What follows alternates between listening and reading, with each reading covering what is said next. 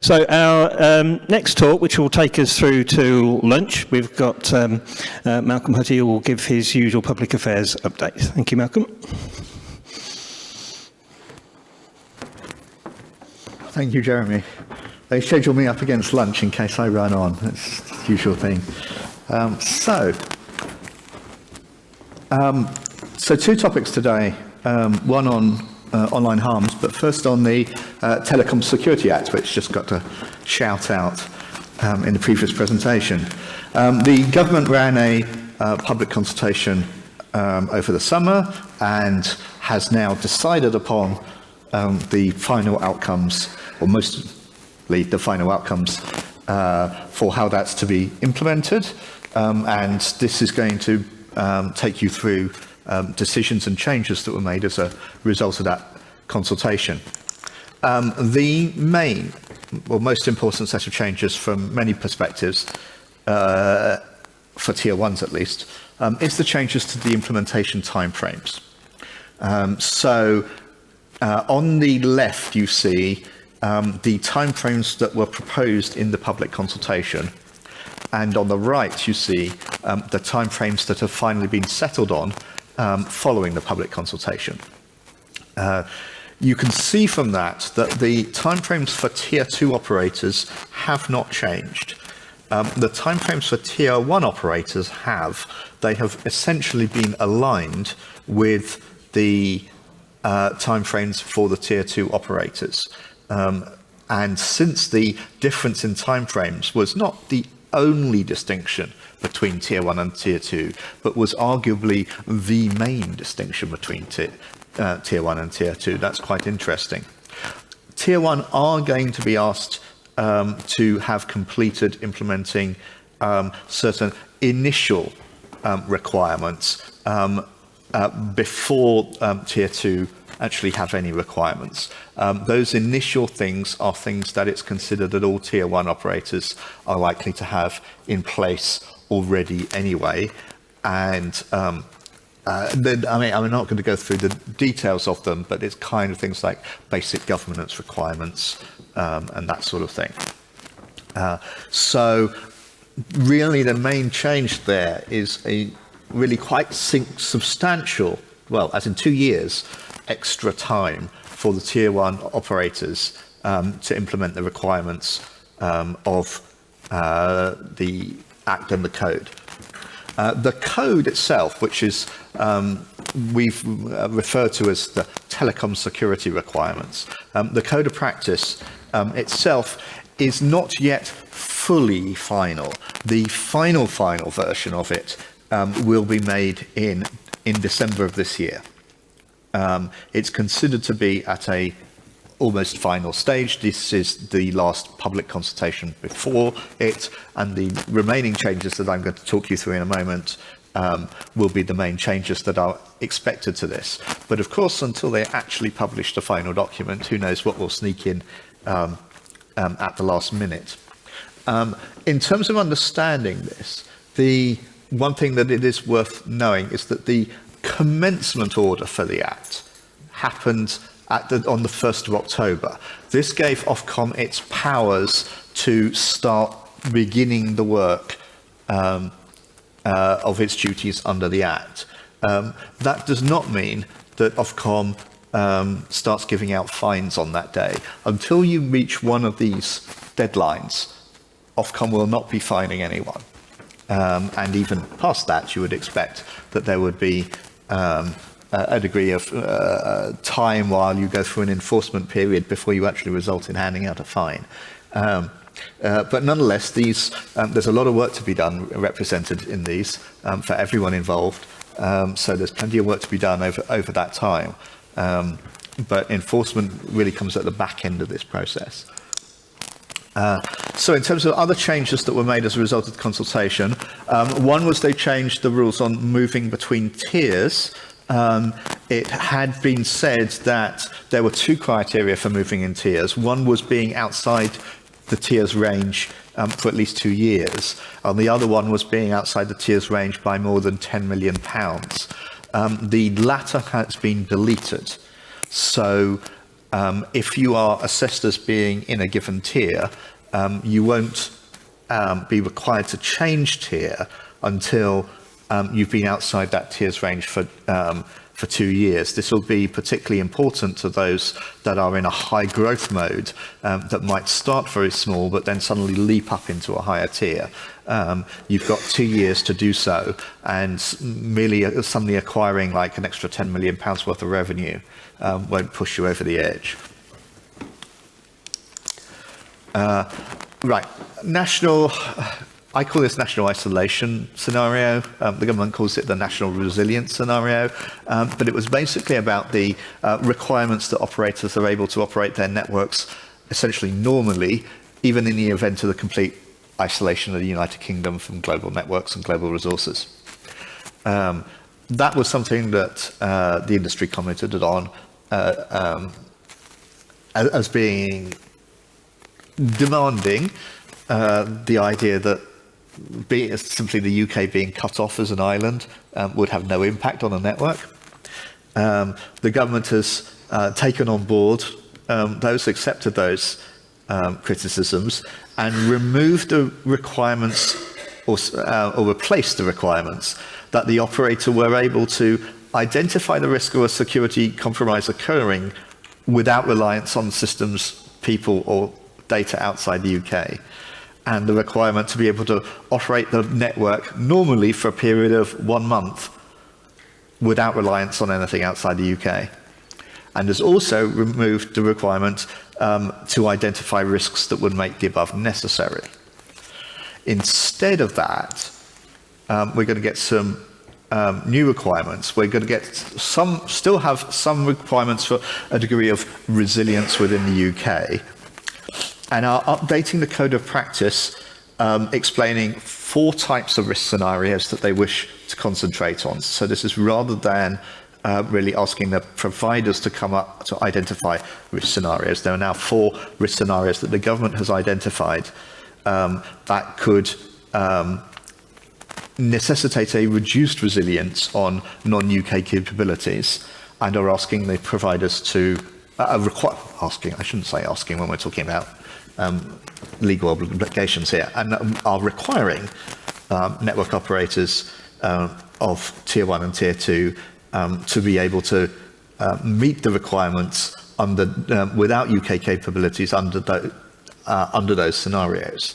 So they are amending the code measures. So, as I said, they took out the idea of operating normally for a period of a month when nothing impaired without access to non-UK resources, and instead saying that network operators shall have the ability to maintain within the UK fixed and mobile data connectivity to UK peering points, to mobile voice services, and to text-based mobile messaging. And that instead is the expectation of what should be capable of being done without reference to international assets. It's interesting, certainly from LINX's point of view, to see that the ability to maintain existing access to UK peering points that the operator uses is now one of the metrics that is being used to determine whether there is adequate level of national resilience without reliance on international assets. That said, this is really now being focused on the 4 scenarios that the government has identified. So let's look at what they are.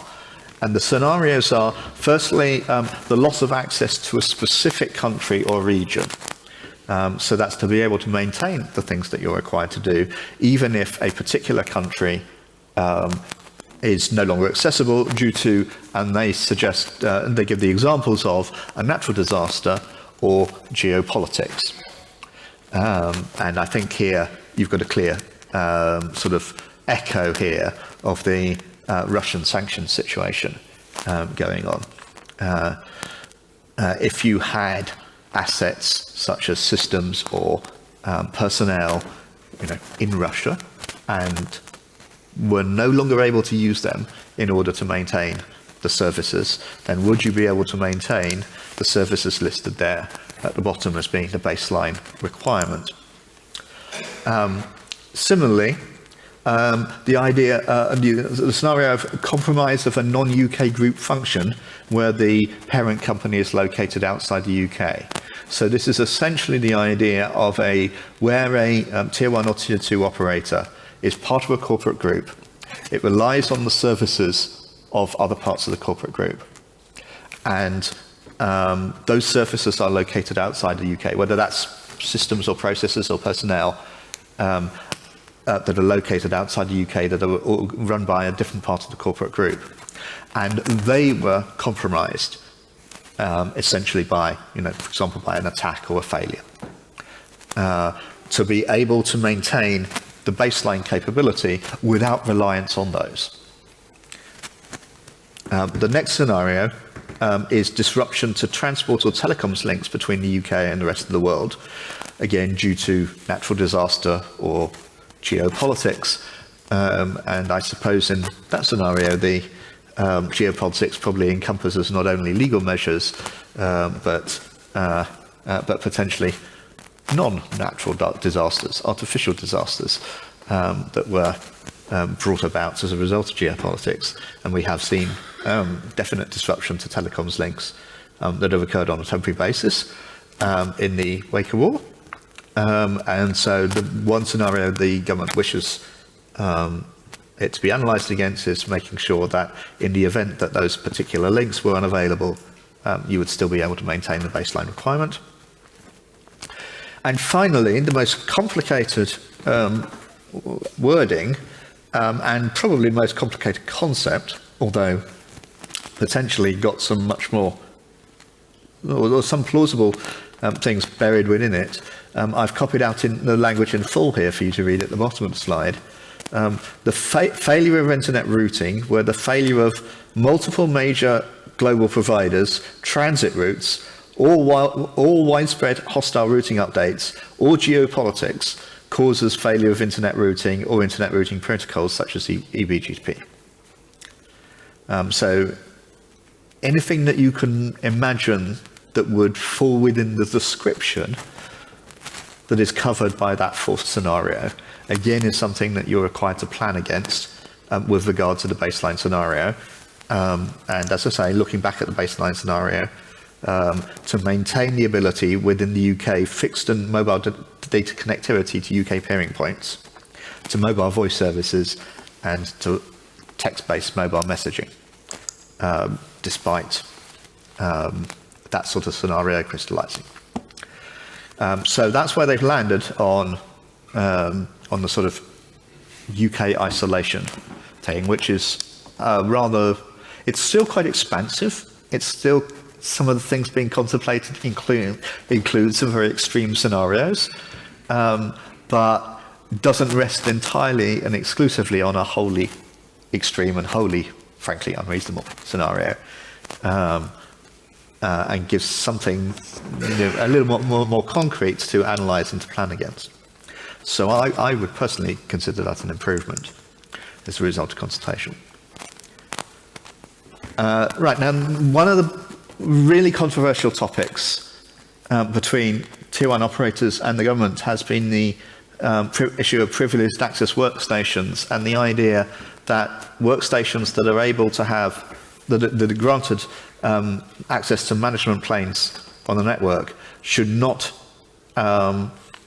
you should not be able to access that from a workstation which is essentially a general corporate machine, or that has access to the corporate network or has access to the internet. The idea that you can browse down to that, but you can't browse up in the language that they use.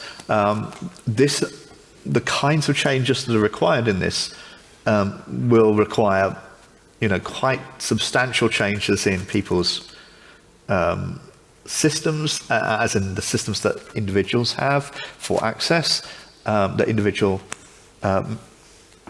essentially network engineers have for access. and the security that's made available to protect that. This is one that is considered to be highly disruptive and make a real change to people's workflow and their productivity. And the industry has been really quite opposed to this, I think it's fair to say. The government's been quite insistent.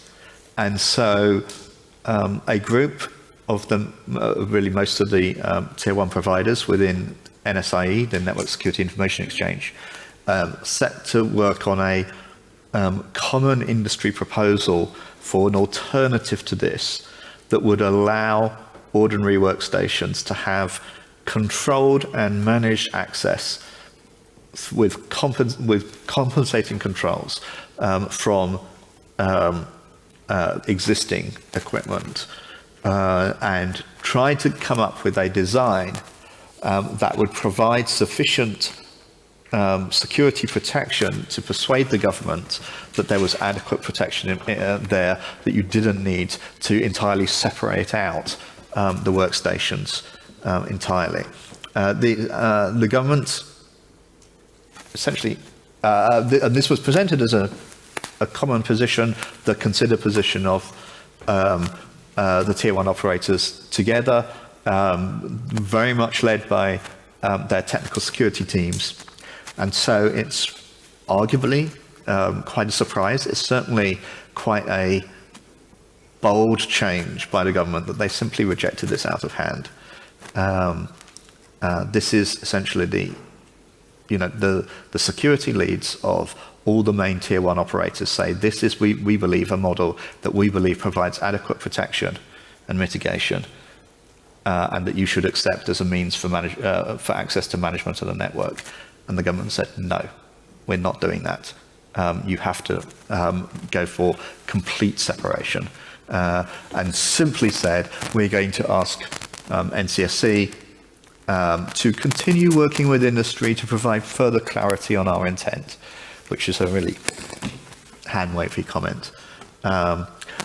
If there's anything that I think the industry is still going to keep on poking away at between now and December,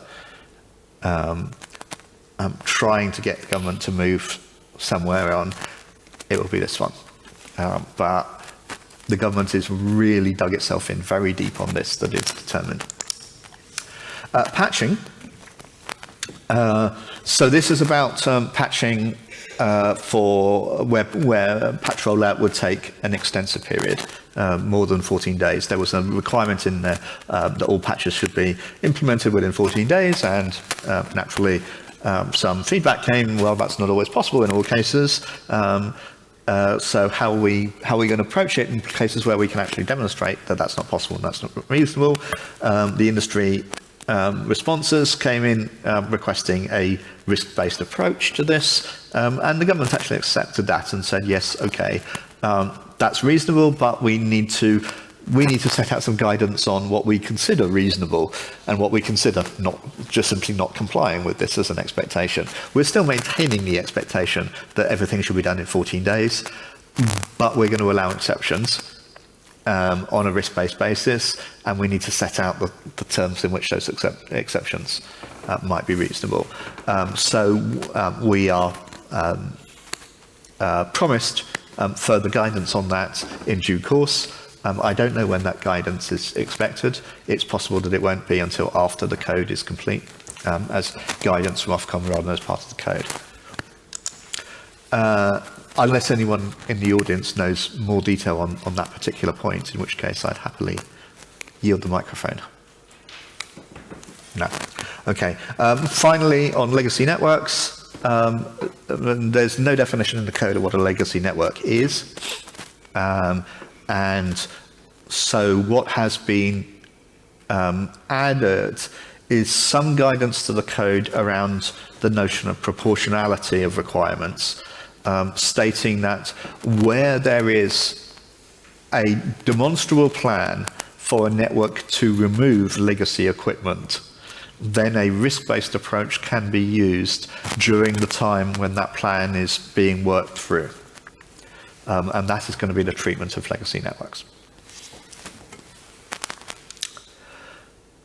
So that's the Telecoms Security Act, and I could pause there now and ask if there are any questions on that subject that I can attempt to answer. There being none, I'll move on to the Online Harms Bill. So we've talked about this many times. We've been long awaited piece of legislation, or long trailed piece of legislation. Just a brief recap. So it's about regulating user-generated content online. It's about regulating what the bill calls user-to-user services, which means any service in which a user is really able to send content that is visible to or received by another user, other than certain very specific exceptions. And also search services. It's a hugely, I think the polite word is ambitious, attempt to take government or rather regulatory responsibility for whatever people might say, for content that they create, for people's opinions and the expression of those opinions. It aims to regulate illegal content that's harmful to children, even though it's legal to publish, and content that is thought to be harmful to adults, even though it's legal to publish. And it designates priority illegal content from particular measures, and further regulations, that's contained in the bill, and then further regulations extend and designated priority content that's harmful to children and priority content that's harmful to adults, again for special treatment. And then it imposes extensive duties on service operators, and here we're talking about people that are running online services. We're not talking about access and transit, but for online services, duties for risk assessment and for mitigating the risk of harm, including systems to prevent individuals from encountering priority illegal content. That means block, that means remove before it's added to the service, that means block uploads, all that sort of thing. Proactive measures. That's just by way of a note on the legal status here. That is a complete move away from the rule that we had in the e-commerce directive that there's no general duty to monitor. These measures in there to prevent people from encountering clearly include requirements to generally monitor the content on the service. Operators will be required to assess each type of content separately, about which I'm going to say a lot more, and assessing differentially for harm for children with a certain characteristic or a certain group. And again, I'm going to say more about that. Anyway, that's a very brief summary of the sort of thing that the bill is aiming to.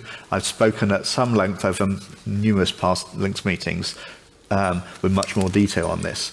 But here's the update. So when it was first introduced into Parliament, the Online Harms Bill received very little political opposition, certainly from a free speech point of view.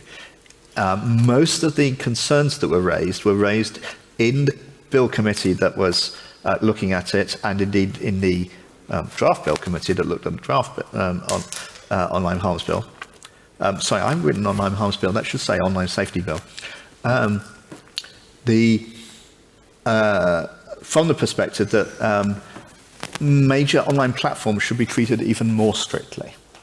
That there were concerns that Ofcom might not go far enough and take aggressive enough action against service providers. Now, one thing that I really ask you to keep in mind is that while a lot of the political intent here and a lot of the political pressure here is aimed at the very large social media platforms, your Facebooks, your Twitters, your YouTubes, these sorts of things. The scope of the bill is far broader than that. The scope of the bill includes anyone with a user-to-user service. And really, will really include, anyone really with a website that's got a general discussion forum or something like that on it.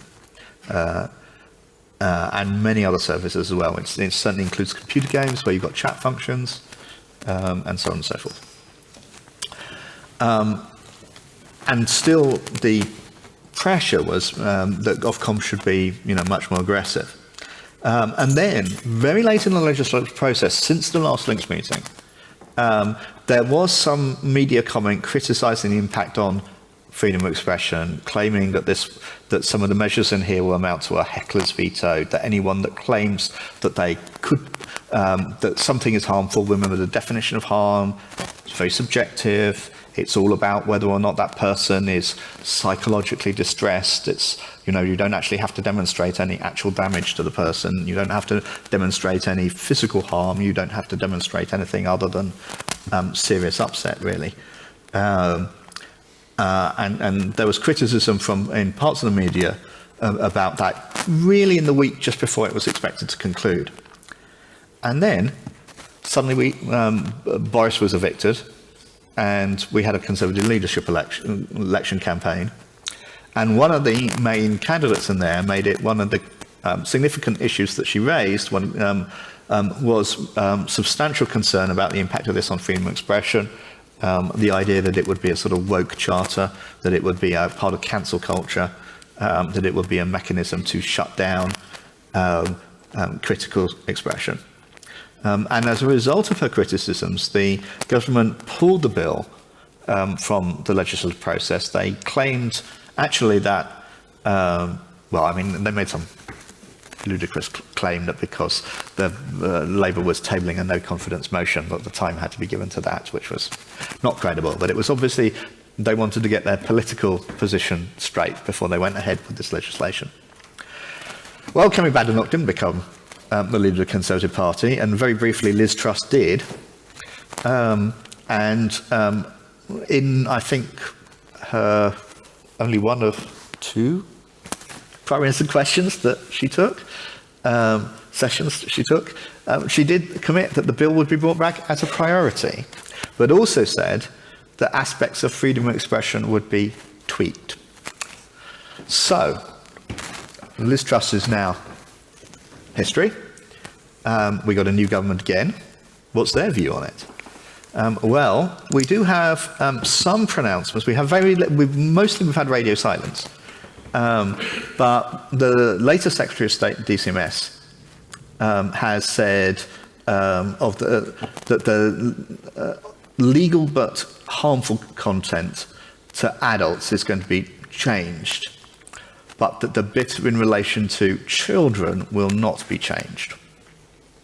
And this is being taken as, a significant step on the freedom of expression front that potentially, especially if they remove the requirements for risk assessments and for protecting adults from content that is said to be harmful to adults. But the government's still remaining very committed, and there's a lot of political support for the areas on protecting children and risk assessments for children and mitigation of harm to children staying in place. And more than that, she's said that that will not be changing, as opposed to that will still be there, which means that it's worth looking in a little bit more detail about what it actually says about content harmful to children within the bill. So, let's look at it. First of all, a quick summary of the children's risk assessment duties that service providers will have. These are duties to carry out a suitable and sufficient risk assessment of content likely to be accessed by children. To keep the risk assessments up to date, which means at least once a year to review it, but also to change it whenever Ofcom makes a change to a risk profile, which basically means Ofcom's risk appetite, i.e. Ofcom announces that they're particularly concerned about a particular area, a particular type of content or something like that, something that's become maybe raised its public profile, become politically sensitive, and then that triggers a whole redo of the risk assessments. And to make further risk assessments before making any significant change to any aspect of a service's design or operation that could impact upon the risk assessment. And also to notify Ofcom of the kinds of content identified by risk assessment and the incidence of those kinds of content on the service. That's an overview, very broad overview of the risk assessment duties. So what is a risk assessment? Well, you have to assess, first of all, the user base of your service. And then you are asked to look for what is the level of risk for children who are users of the service encountering each type of content of each classification that's harmful to children out of the primary provider content, which is contained in the bill, the priority content, both of those can be updated and added to by ministerial order regulations. And also non-designated content harmful to children, meaning anything that either Ofcom or, for that matter, the service provider themselves consider might be harmful to children and identify as potentially harmful to children. And assess the risk of harm to children from that kind of content. With each type of content being separately assessed and giving separate consideration to children in different age groups and taking into account how easily, quickly and widely the content may be disseminated by means of the service. Okay. So, looking at that in a bit more detail, an assessment of the level of harm presented by different kinds of content that is harmful to children.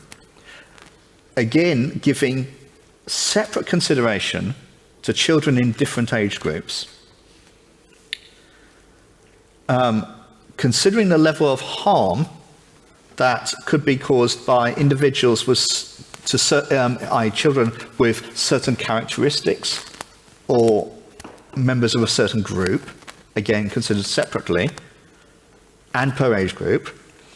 The level of risk of functionalities of the service, i.e. a particular part of the service has a function, such as being able to contact someone, sending them a private message, sending them, or maybe it's a like broadcast message that goes out to everyone in the game, and then some children who are playing the game will hear that, or each of those kinds of functionalities. Consider the impact of those functionalities facilitating the presence of content harmful to children, including, and they specifically mention, for anyone including adults to search for users that might be children, and anyone including adults to contact users that might be children. And then also to consider the different ways in which the service can be used and the impact of the level of risk on harm to children and the level and severity of the harm in all the above, and how the design and operation, including the business model, the governance, and the use of proactive technology, may reduce or increase the risks identified. That's quite a lot of things to consider, and they kind of all multiply together. I'll come on to that later. And then you've got safety duties for protecting children after the risk assessment. So that's a duty to mitigate and manage the risk of harm presented by the content identified in the risk assessment, to mitigate the impact of harm. So the first is about the risk, essentially, of it being encountered in a context where harm would occur, which is presumed if that content is considered harmful to a child of those characteristics or that age group. Preventing children of any age from encountering primary priority content, and preventing children in age groups likely to harmed by any other content other than, so the primary priority content identified by the Secretary of State, you've got to make sure that children never see that of any age group. And then for other content that's identified either as priority content or as other non-designated content, if that's harmful to a child of a particular age group or a particular characteristic, you've got to prevent them from being able to access it. There's also requirements about including the protective provisions in the terms of service, making that as a contractual commitment that you'll do these things And then you must, as a regulatory obligation, apply those terms of service consistently and give information in the terms of service about any proactive technology used. And all the above is to be done to the extent that it's proportionate, but when considering proportionality, you must take into account each risk assessment. And you can also take into account the size and capacity of the service provider. Now, if anyone is managing to keep up with this, you may be asking, yes, okay, that's all very well, but what actually is likely to be accessed by children? And content is deemed likely to be accessed by children if it's possible for children to access it, and if either there are a significant number of children who are users of the service, or the service is of a kind likely to attract a significant number of children. And the provider is only entitled to conclude that it's not possible for children to access it if there are systems and processes in place that achieve that result. And they specifically mention age verification systems. Additionally, content is deemed to be likely to be accessed by children if you haven't done the risk assessment, or if Ofcom does an investigation into your risk assessment and decides that that's so. Either not satisfied with you deciding that that's not.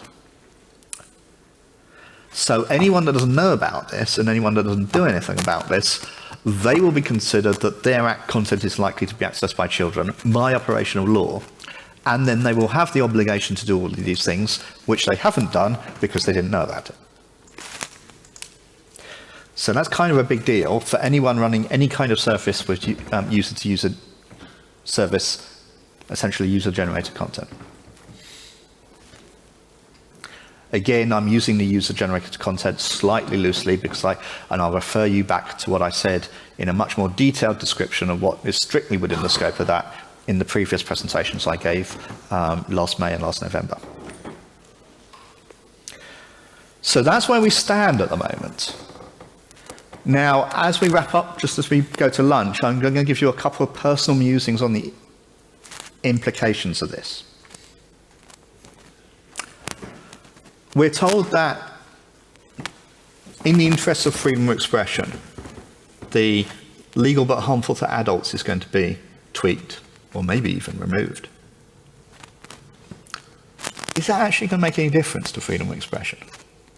In theory, it sounds like it should, right? This is only about stuff for children. Okay. Let's look at what you need to do for all these risk assessments for children. The parameters are, you've got to find the level of harm for, the number of categories of harmful content are considered, multiply that by the number of age groups, multiply that by the number of categories of particular characteristics or membership of a particular group. You know, whether that's trans children or autistic children or epileptic children or anyone that might be considered to have a particular reason for being particularly vulnerable. So that's quite a lot of risk assessments to start off with and find the level of harm there. But then, for each of those risk assessments, for each of the number of different ways in which the service can be used, you've got to find the impact of that level of harm in the way in which it's used. So there's another multiplying factor. And then for each of those use impacts, for each type of aspect to be considered out of, and they mentioned governance and business model and the way it's sold and all those kinds of things, and you've got to identify as many of those as you think, and for each of those, you've got to consider the ways in which that aspect could increase or reduce the impact that you identified in the last set of assessments. That's quite a lot of assessing going on. And you're doing this for anything that could be accessed by children and that either has a significant number of children users or could be or would be thought of as being likely to attract a significant number of children. Okay, so here's the bit where actually I ought to have said that the video camera goes off, because this is really my own thoughts here, and I absolutely, health warning on this, the government would absolutely not accept this kind of interpretation of this. what are the practical options for someone who's got a service like this? I mean, I'm not talking about Facebook and Twitter and people with like fast, thousands of content assessors and ranks of lawyers, but someone who's operating an ordinary business service that is aiming to reach the general public at large and have user content on there, like maybe a computer game or something, or an online discussion forum.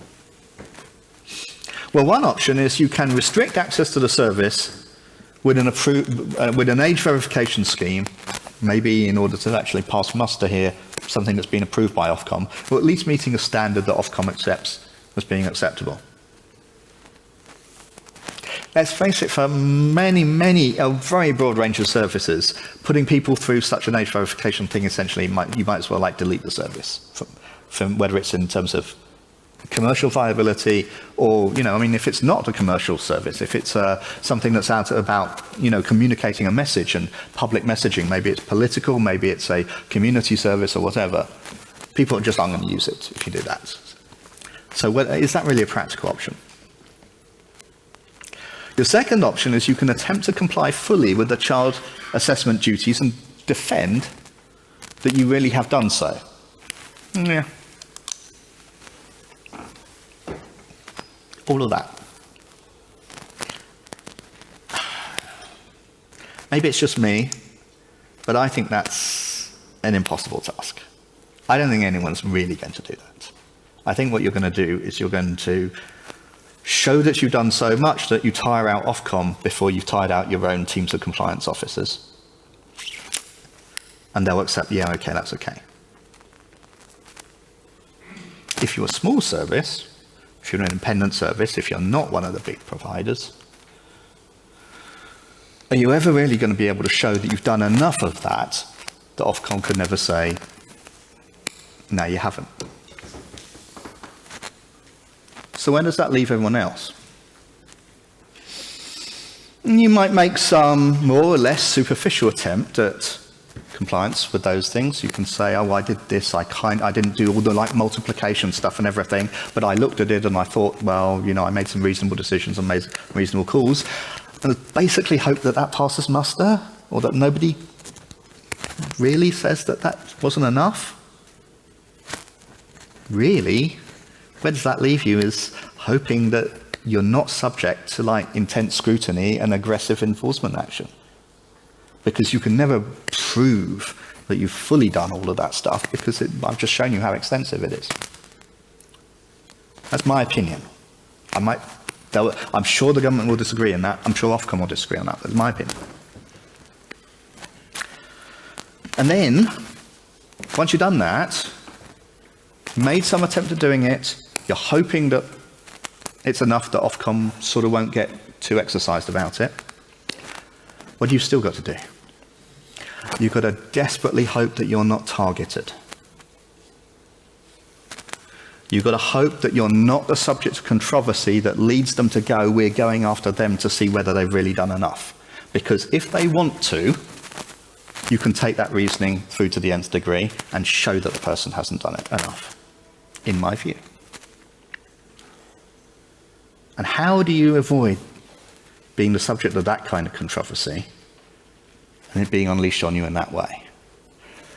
And how much difference is there between that and, oh, well, we'll have the general harmful to adults thing, stuff that we don't think should exist anyway? Is there really a distinction in practice? Or is actually the mechanism, the things that those that were criticizing the harmful to adults thing as being a heckler's veto, as being an opportunity for people that want to cancel stuff, have a lever to just force stuff off the internet? Doesn't this provide an equally valid alternative route? I must say I have my concerns about that. But those are just some personal musings at the end. And as I say, I'm sure that there'll be others that have other opinions. Questions and comments, anyone?